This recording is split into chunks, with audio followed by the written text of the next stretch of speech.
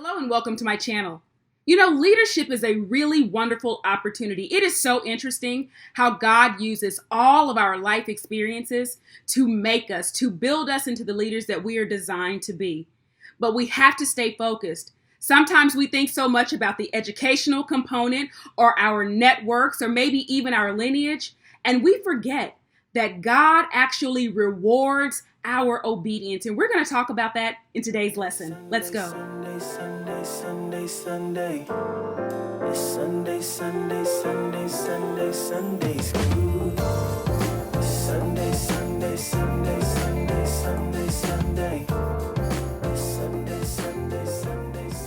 God Rewards Obedience is our International Sunday School lesson for September 13th.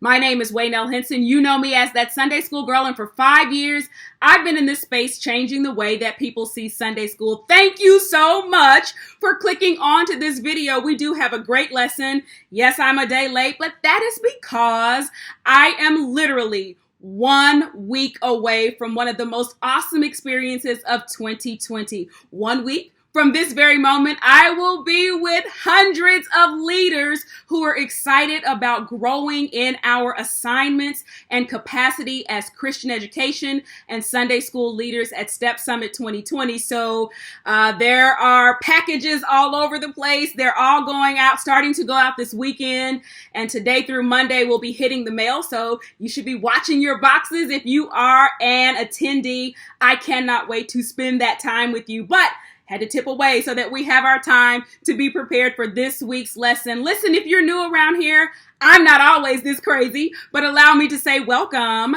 You have just joined the largest cyber community of Sunday school students on the World Wide Web. We are an amazing family of people who love God. We love His Word, and we're growing and getting better as we study together. Listen, look down below. Go ahead and click subscribe. You want to be a part of this amazing tribe of people, and we want to make you and call you our family. So click that button. Also, make sure that you click the notifications bell so that you don't miss any content when it is uploaded on this channel. We're currently uploading at least 3 videos a week. We start together on Markup Monday at 7 o'clock p.m. Central Standard Time every Monday night. I go live. I share a free template where you're able to create your own lesson plan for the week, and we do a preview of the lesson together. And then we come back. You either choose this review video, or maybe you want to join me on Sunday mornings live as we review the Sunday school lesson for the week. I've also been uploading a very short video for young people that kind of makes the lesson conversational and puts it on their level. So glad that you're here. Get connected. Everybody, yes, you know that I ask you to do this every week. Please click that thumbs up like. It never gets old around here, and it doesn't cost you a thing to do that, but it also is an encouragement to me, and it lets YouTube know about the kind of content that you enjoy. Finally, everyone, you are welcome to leave a comment down below, especially if there's anything that you want me to add to my notes. In the spirit of notes, if you do want my notes, if you look down below, they are always the first line in the description box. You can click them and access them to follow along with this lesson. This week, we are continuing to talk about love, and love can be very complicated, and we're going to see the continuation of our story on Joseph. So make sure that you've got your pens, your Bibles, your journals, handy dandy notebooks, your own notes, your TSSG notes. It's time for us to go ahead and get cracking on Genesis 41 and talking about God rewarding obedience. Our lesson title is God Rewards Obedience. The Bible basis is Genesis chapter 41, verses 25 through 33, 37 through 40, and 50 to 52. The Bible truth. Joseph runs from sexual sin and is wrongly imprisoned, but elevated by God. Our memory verses are verses 39 and 40, and the lesson aim is that we will agree that God rewarded Joseph's faithfulness with success in Egypt, determined to obey God, and rejoice in God's providential care during times of suffering. We started this quarter with a bang, opening up the story of the life of Joseph. Now, I don't know about your classes, but in every class I attended, it was high energy. People had a lot to say about Joseph. It was interesting because as we talked about struggles in love and struggles with family, People were able to identify with lots of the characters, with the father, with Joseph, and lots of people even with his brothers. We spent a lot of time looking at Joseph's background. And to be honest, he was from a complicated set of circumstances. He was from a blended family, and they were dysfunctional, but it didn't just start with him and his brothers.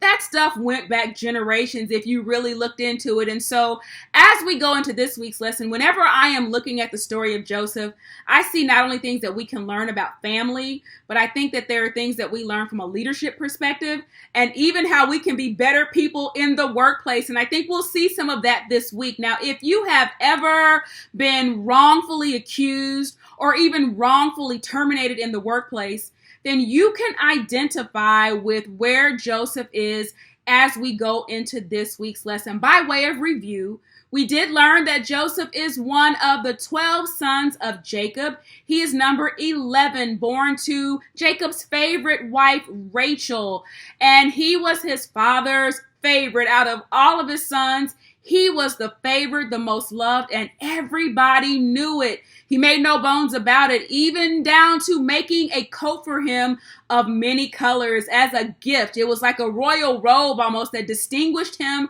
from his brothers, and his brothers found it difficult to have a relationship with him. Joseph was also a dreamer, but he was a young dreamer, and he talked a lot about those dreams. He told people what he saw, and that caused them to struggle with him even more, to the point that his brothers actually plotted to kill him. But his oldest brother, Reuben, said, no, let's not kill him. They put him in a pit, and there were Midianite traders that passed by. They took him out of the pit, sold him to these traders for 20 pieces of silver. That's where we ended in last week's lesson, where Joseph was taken into Egypt. If you read our verses in between, our chapters in between chapter 37 last week and chapter 41 this week, you'll know that a lot has happened, and we got to talk about that. So Joseph is sold once he gets into Egypt to Potiphar, who is the captain of the guard. Now, Joseph is a good guy. He's a high performer. We learned in last week's lesson that he takes instruction well. He knows detail. He brings back reports. He knows how to watch for good and bad. We saw all of that as he reported on his brothers. But now we see him in a space where he catches the attention of his superiors in the workplace. He impresses them to the point that he is chosen for a leadership assignment.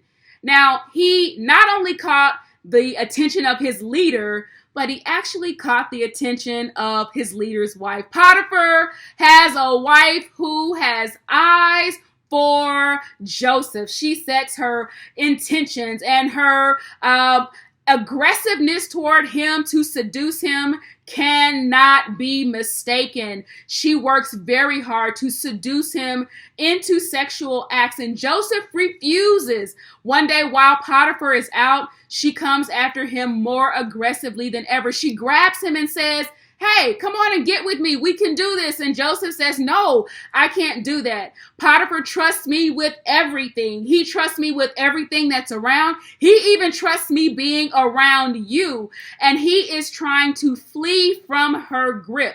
And as he runs, he leaves behind his robe. She's holding on that tight. Now, as you read commentaries, you probably saw some argument or some discussion about whether or not Potiphar was actually a eunuch. So depending on where you land within your research, there are arguments that she was just this hyper interested, frustrated woman who chose Joseph and pursued him because she felt deprived. All of that said, as she holds onto this coat, after he leaves, she starts screaming, he tried to take advantage of me. Look at this man. Look at what he did. And his superior, Potiphar, is angry when he finds out that Joseph allegedly tried to take advantage of his wife. And so he throws Joseph in prison. While in prison, one thing that we see commonly as you read the story of Joseph is that no matter where he was, the Lord was with him. And so even in prison, What's in you will come out wherever you are. You may notice that as you go into different environments, there are just things about you, about the way that you move, about your personality that probably stand out. And likely there are experiences that you have that seem to be common. You may go from one job to another job, but sort of the same things that people think about you in one space are likely the things that shine through in another. And that was no different for Joseph. Even in the prison, he ultimately catches the attention of the guards in the prison, and he is even made a leader in prison. Let's speed this story up. There are two men who are actually put in prison by Pharaoh. It is his cupbearer and the baker. They end up in the prison with Joseph. You never know who God is connecting you to, even in your seasons of difficulty, in the midst of things that frustrate you, things that you don't understand. You never know how God is connecting you. We also made lots of messianic connections as we look through the life of Joseph. And as I see him here in prison with two criminals, what does that kind of remind you of? It should remind you of Jesus on the cross between two thieves. But he's in prison with these two men, and they each have a dream. Now, we know that Joseph was a dreamer. He was able to interpret even his own dream. And now here are two men who awake from dreams that are troubling to them. And Joseph, when he sees them the next morning, he's looking at them and he can see that something is wrong with them. So he inquires about what is wrong. Here's another interesting point for me. Here's Joseph in prison. It would have been so easy for his attention to be turned on himself and everything that wasn't right and all that he was going through. And yet he could see in someone else when something wasn't right. And despite the fact that he himself was in a tough place, he still found a way to connect, identify a struggle, and even minister to these two men. The cupbearer saw a dream, and when Joseph interpreted his dream, he interpreted it to mean that in 3 days, he would be restored to his position as the cupbearer, the one who was to take a bite or take a drink before Pharaoh would to ensure Pharaoh's safety, that he would be restored to his position. Now, Joseph did ask him, now, when you get back up there with Pharaoh, who, by the way, is over Potiphar, we're going up a step higher, remember me when you get there. Now, as for the baker, his dream, I'm sure he saw that the cupbearer had a very favorable dream. Well, what did you see for me? Well, it was still a 3-day dream, but in 3 days, he was going to be executed.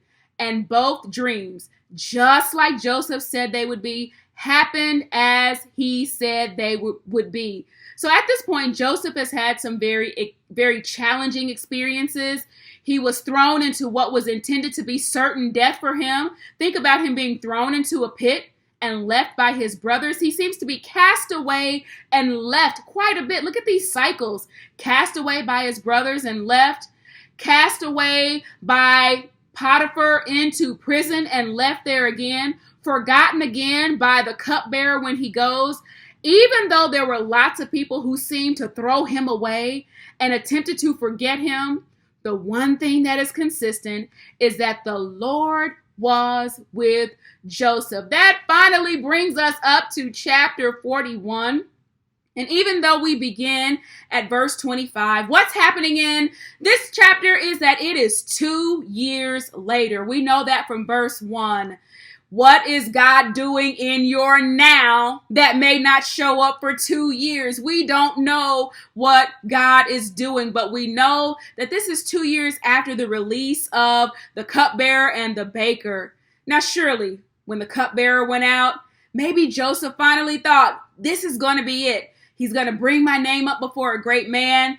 In a couple of days, maybe this would be over. Maybe someone will remember me. But again, 3 days passed. 30 days passed, 6 months have passed, now 2 years. And remember that Joseph saw dreams in last week's lesson that don't even match where he is now, but God still has the ability to perform exactly what he has shown him, and he will do that. Now, here were a couple of ahas for me. Though they failed him in prison, God was building his network. And again, you don't know what God is doing in your now that may not show up for a couple of years inside of the network that he's put you in. And when God shows him these dreams, there's a lot that happens in between. So Pharaoh has had 2 dreams of his own. And he needs to know the meaning of these dreams. They've troubled him. He has a problem with what he's seen. So he's called for the magicians. He's called for the wise men. He needs someone to interpret these dreams. And none of them can do it. But it's the cupbearer who finally says, I am reminded of the bad thing that I did. That time you got mad at me. You kind of threw me in prison, that whole thing. Well, while I was there was this guy there and he can interpret dreams. In fact, I had one. That baker that you kind of executed, he had one. I mean, hey, he told me you're going to execute him, and you did. Look at that. He interprets accurately. And so he speaks of Joseph. And that is what brings Joseph before Pharaoh. It was the fact that he could interpret, and there were lots of people who may have made up something that a dream meant, but Joseph interpreted with accuracy. This becomes a turning point in the life of Joseph. Pharaoh's dreams are actually the turning point in this story. Now, it's a little weird because it's his dreams that have gotten him into trouble at this point. Who would have blamed him if he had said, hey, I don't want to interpret any more dreams. These things don't seem to work out when I open my mouth. But in this moment, God has uniquely qualified Joseph for what is to come. No one else has the ability to do what he does. There are some things that God has qualified you to uniquely do in the spaces where you are. And so God allows him to interpret Pharaoh's dreams and to interpret them accurately. In my notes, I'm a visual learner, so I created a chart. And I show you the 2 dreams side by side. In dream number 1, Pharaoh sees cows. There are 7 fat cows and there are 7 very thin, very weak-looking cows. Where are these cows? They are coming up out of the river. This river would be the Nile River. This is the longest river in the world, and it's the only river that's running through Egypt. And so it would not have been strange to see cows in the Nile River. There was a certain time of year that the Nile actually flooded. And it would not have been strange to see them in the Nile and feeding on the reeds there. But what was strange was seeing the thin cows actually coming out of the water. That was a strange thing to see. Not only did they come out of the water, but they ate the fat cows. What did that mean? Joseph says that the cows mean they have to do with the economy. In fact, let's talk about this for a second. The cows were important to the economy. Egypt was known as the breadbasket of the world. It was a center of economy, and the cows represented the earth and the land. And so to know that this in some way threatened the economy, that's why these dreams would concern Pharaoh in this way. Joseph said this means that there are going to be 7 years of plenty, and there are going to be 7 years of famine. And it would be the years of famine that would eat up or eat away at the healthy years. In the second dream, meant the same thing. He saw 7 plump heads of grain and 7 thin heads of grain. And the thin heads of grain devoured the plump heads. Same thing. The grain was important to the economy. And he talks about the east wind that comes and takes away that crop. The east wind was known for these kind of extreme heat surges that would happen in the spring, had the ability to shoot the temperature up to over 100 degrees. It could happen very quickly and bring in all kinds of plagues and pestilence and kill crops. And so it was, again, a very troubling idea to know that the economy was being threatened. 7 years of plenty, 7 years of famine. What is a famine? When there's not enough. When there's not enough food, there's not enough resource. And it was going to be so bad that the good years would be forgotten because of how terrible the famine would make it. He says, look, God is telling you this because it is coming. This is what God is showing Pharaoh. He's giving you 2 different dreams that mean the exact same thing. Why did he do this 2 ways? Well, he wants you to know that it is what is coming. It is what he's going to do. God is giving you a warning. In corporate America, they call it the heads up. You're getting a heads up on what is about to happen. And anytime you have a heads up that there is this kind of devastation coming, he is giving you a space to prepare. God sends a warning. He does not let this catch Pharaoh by surprise. He shows him. But here's what's interesting. No matter how powerful or a knowledgeable Pharaoh is, he realizes that he cannot change what God is about to do. And he also realizes that he is not capable. He does not have the capacity to manage this terrible situation that is about to come up on them. So action is required. Action is required. When he's faced with uncertainty and the crisis of a famine that could potentially wipe out the whole country, Pharaoh needs to do something. It is interesting, again, that he doesn't even turn to himself for the answer. As a leader, you need to know your limits. If there is something that is beyond your capability, beyond your capacity, you do need to be able to look out and identify other leaders who bring the skill set that it takes to make you successful. So Pharaoh was looking for an authentic leader. He's got to find someone who has the capability to help lead through difficulty, to lead through crisis. It takes a very special leader to lead in crisis. Now, it's interesting because I defended Joseph in last week's lesson. A lot of people came down on him because he reported the bad things that his brothers were doing, and I get it. That made him a tattletale. But right now, I see last week's skills coming in handy because now Joseph, as an adult, is a problem solver, and he is a great manager, a great supervisor. He is a man who could be trusted. His father could trust him to go out and come back with the information that was needed. And so Pharaoh was looking for someone that he could trust. How do we know that? The two things he wants is someone who is discreet and someone who is wise, that he can set over the affairs of Egypt. Let's look at each one of those. To be discreet. What does that mean? It means to have a leader as a leader. We've got to be careful as leaders. You cannot talk too much. You cannot disclose too much information. There are times as leaders that we may know things or have information, but we've got to be careful not to reveal too many details. You've got to learn to discuss things with people on a need-to-know basis. Ask questions. Is the person who is trying to get involved relevant to the task? Does the person with whom you are going to talk or share information have shared goals and shared values? Discretion, being discreet, has a lot to do with self-control. The bottom line is, you cannot tell it all. And when you're making high-level decisions, leaders are not able to be transparent about every detail. You can't talk about everything that you know. Secondly, he needs someone who is wise. And we just spent an entire quarter talking about wisdom, and to have godly wisdom, not worldly wisdom, to know when to move, when not to move, what strategy to employ, what to avoid. And he was going to set that person over the affairs of Egypt again as a supervisor. And so Joseph, standing there, has interpreted the dream. And now he just starts to give advice. He doesn't say, hold on just a minute, let me give you my resume. I think I would be a great leader. I think I could do all of these things that you mentioned. He doesn't do that, but he begins to give Pharaoh advice.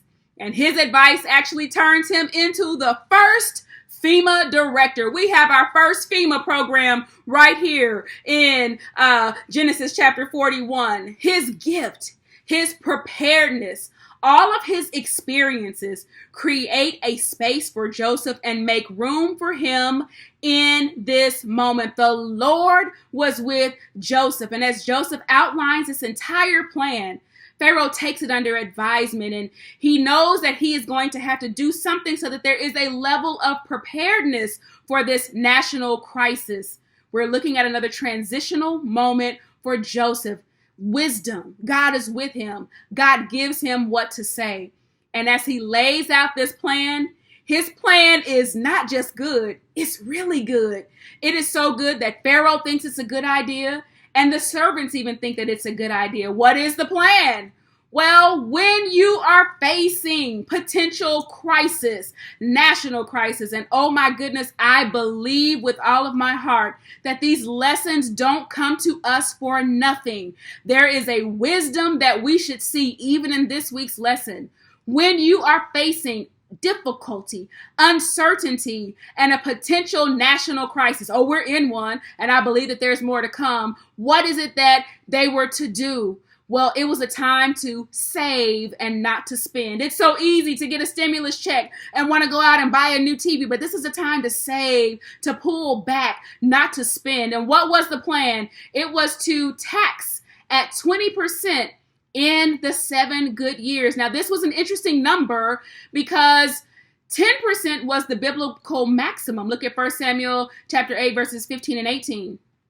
Anything in excess of 10% was considered tyranny. But think about it. To not save in the fat years and then tax people in those years of famine would have been even more tyrannical. So again, a good idea. And Pharaoh realizes, listening to these ideas, I need a man like this. I need a man like Joseph. I need a man in whom the Spirit of God is. Interesting because this is Egypt. And in Egypt, they worshipped many idol gods, but he recognized the true and living God in Joseph. He also sees that Joseph is a difference maker. It should be our goal, our prayer, our intentions to be difference makers wherever our feet touch. He wants someone who is like him. How interesting that the once thrown away man is now the preferred candidate. And dreams really do come true. In this moment, this is the moment of promotion. This is the big come up story of Joseph. And what a moment of redemption that is culminated here. All of the family challenges, the exploitation, the sexual exploitation, the prison story, redemption from prison, all lead to this moment that bring Joseph to ascend to effectively second in command. What we see here is that God's sovereignty is on display. Even in the challenges that come up in our lives, God moves sovereignly to get us to the plan that he has designed for our lives. This is not a moment for self-doubt, wondering if he was enough or even good enough. Everything that Joseph needed, God had given him and prepared him for this moment. And Joseph's story isn't a simple riches to rags, rags to riches story. But inside of this, we see how God can take those who are of low estate and can increase them and bring them up. We see another messianic connection, that the last shall be first and the first shall be last. Here, people were going to be obedient to the word of Joseph. They were going to have to respect his given authority and power. He would have sole management of the state of affairs of Egypt. He was given Pharaoh's ring. He takes it off and gives it to Joseph. There's a wardrobe change. He receives a new robe. He receives a gold chain. He even gets executive transportation. He gets a chariot. And here we can actually see some value of the power of the second chair. We don't have time to dig into that today, but if you are an assistant, a vice president, a second chair leader, you should take some time to study the power of the second chair. He also gets a new name, and his new name means Savior of the world. He's even given a wife. Notice that it's not his choice. He's given a wife who is from a very high-ranking family. And we go on to learn that he actually has, before the famine, he has 2 children, 2 sons. And look at the names of these sons. The first is Manasseh, meaning I choose to forget all of the bad stuff that has happened. There are times the Bible says that we've got to find a way to put that old stuff behind us and look at what is ahead. Sometimes there are old things in our backgrounds that want to hold on to us. There are old family experiences, old things that were hurtful. But he says, I forget the bad stuff. There's so much up ahead. And his second son was Ephraim, that God has made me fruitful even in a difficult place. That should be encouragement for someone, that even if you find yourself in the midst of a difficult place, God can make you fruitful. He can make you productive, even in the places that don't feel good. We're going to have to stop here again this week because we got 2 more weeks of Joseph, so we can't give it all away. But again, there are so many nuggets that we gain in this week's lesson. Here are a few of my key learnings. Even in your most difficult times, in the midst of things that we don't understand, God is preparing you for something amazing. Good things can come out of what seems bad. It can come out of what is hurtful, what we would not have signed up for. We can trust God to lead and guide us even through the most difficult experiences. Next, God can use anybody. He can use a nobody from nowhere to defy odds everywhere and to cause each one of us to rise to great heights. We should avoid having bitterness against those who cause us to fail, even those who forget about us. Can't be bitter against. All of us have a cupbearer in our lives. All of us have a butcher, someone that we had an expectation of and they failed us in some way. Watch attitudes of bitterness that may try to set up in your heart. Keep your eyes open for how God is building your network. Who is God putting in your personal board of directors? That's that person who will speak for you and speak well of you, who will raise your name in front of the right audience when the right opportunity comes up. All of us need that person who will speak well of us. Remember, you don't have to promote you. If you get in and do the work, and know that God is with you, God has the ability to put your name in someone else's mouth. He has a way of elevating us and bringing us and our names before great men.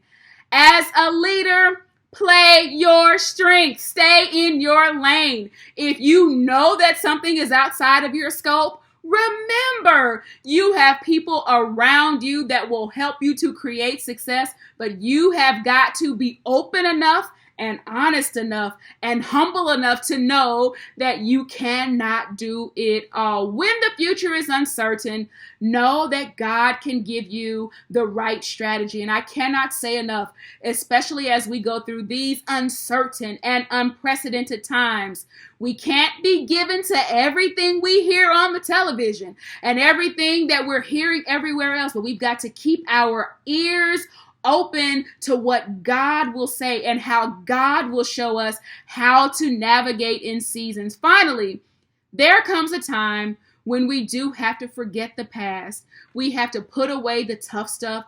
It is a conscious choice to put away the tough stuff and to look ahead and know that a sovereign God has determined a beautiful future. If we will just be obedient, God rewards obedience. We live in a space now where people are rewarded just for showing up. We want to be rewarded just because we're here, but God is still paying attention to our obedience. So wherever you are, whatever God is giving you to do, whatever He's calling you to do, the first step in your obedience is simply to give God yes. Yes means however you want to do it, God, it's what we're going to do.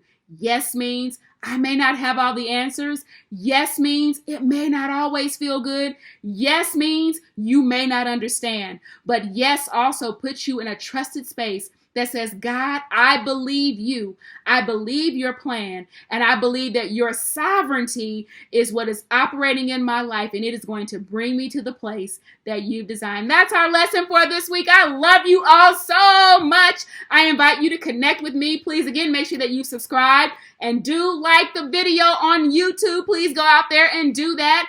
I love every single one of you. I'll see you in Sunday school or maybe church school. I'll see you. Have a good week. Bye-bye. Ag makes a great incentive gift or maybe a gift for your favorite Sunday school teacher. If you like it or want to see some other great stuff, please visit my Etsy store. If you're looking for ways to raise the conversation and open up discussion, please look down in the description box below and you'll find the discussion questions that I've developed for this week's lesson. La da da da da la da da la da da da da la da da la da da da da la da da la da da da da